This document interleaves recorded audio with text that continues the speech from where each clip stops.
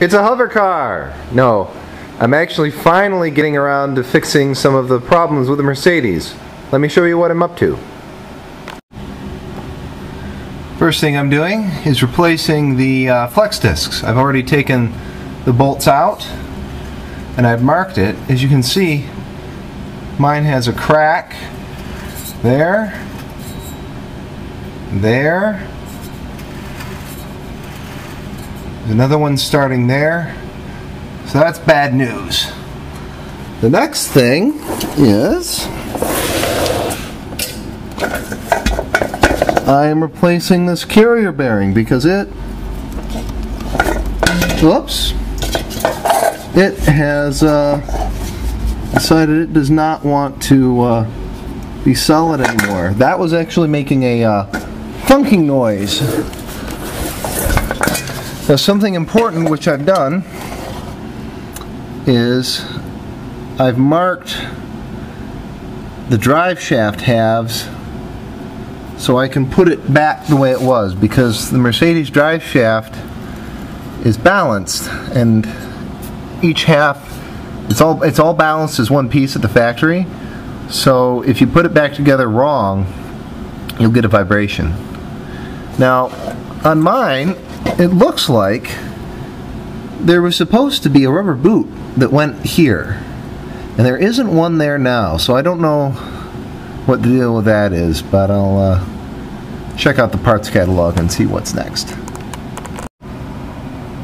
The front flex disc has got some cracks starting in it too, so that will be replaced. And then the other thing I'm doing is I'm going to pull the transmission out and replace some broken components which are causing it to not engage reverse.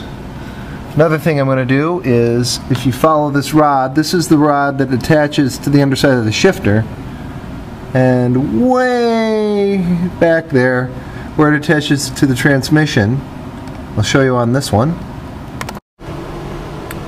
Right here,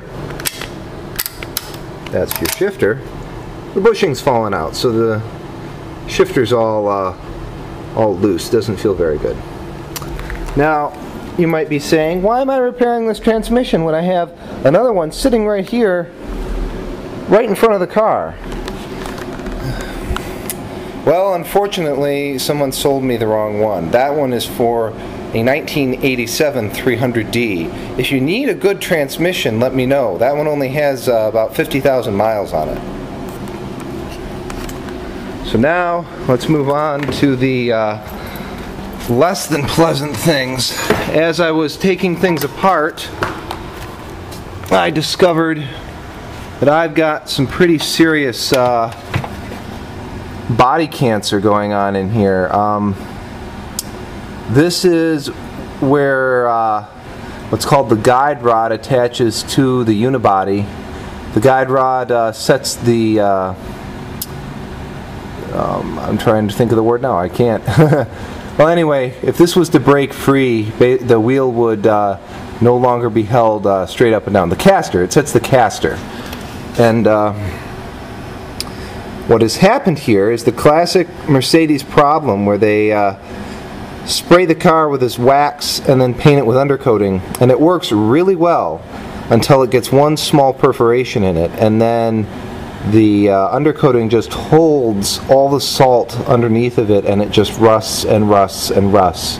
And so you'll get these little pockets of very intense rust like I have here. This is not safe to drive as it is currently. I've got a friend who does just amazing welding, and hopefully he can fix this up.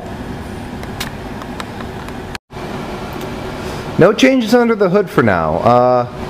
First thing I'm going to do is get the trans working correctly again, and then I'm probably going to take the injector pump apart a little bit and turn up the fuel. Try and get maybe 150 horsepower out of this, 160. Should be a pretty safe number, run pretty well. Oh, I need to replace my hood pad too. That's getting pretty sad.